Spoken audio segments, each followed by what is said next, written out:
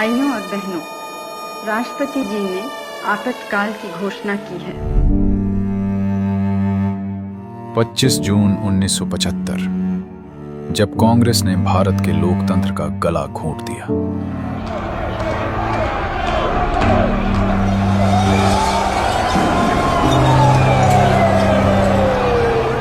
कांग्रेस तानाशाह बन गई। नेता, कार्यकर्ता, पत्रकार, छात्र अपने खिलाफ उठने वाली हर आवाज को काल कोठरी में डाल दिया।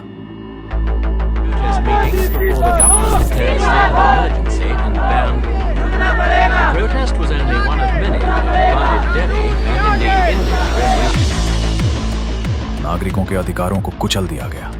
प्रेस पर सेंसरशिप, विरोध पर प्रतिबंध, लोकतंत्र पर हमला, संविधान को पूरी तरह रौंद डाला गया। हर उठती आवाज को सलाखों के पीछे धकेल दिया गया। जयप्रकाश नारायण, अटल बिहारी वाजपेयी, लाल कृष्ण आडवाणी समेत हजारों लोकतंत्र सेनानियों और स्वयंसेवकों को जेल में डाल दिया गया। घर तोड़े गए, लोग उजड़े, लाठियां चली, गोलियां चली। लोकतंत्र के लिए हो रहे आंदोलन को कांग्रेस ने हर प्रकार से दबाने की कोशिश की, लेकिन राष्ट्रवादी शक्तियों ने इस दमनकारी मानसिकता के आगे झुकना स्वीकार नहीं किया। इसी अंधेरे दौर में एक युवा स्वयंसेवक नरेंद्र मोदी भी लोकतंत्र बचाने के संघर्ष में जुटे हुए थे।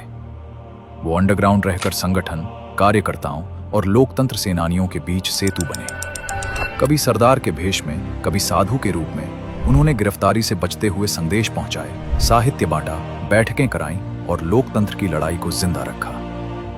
1977 में जनता ने जवाब दिया। लोकसभा चुनाव में कांग्रेस की करारी हार हुई।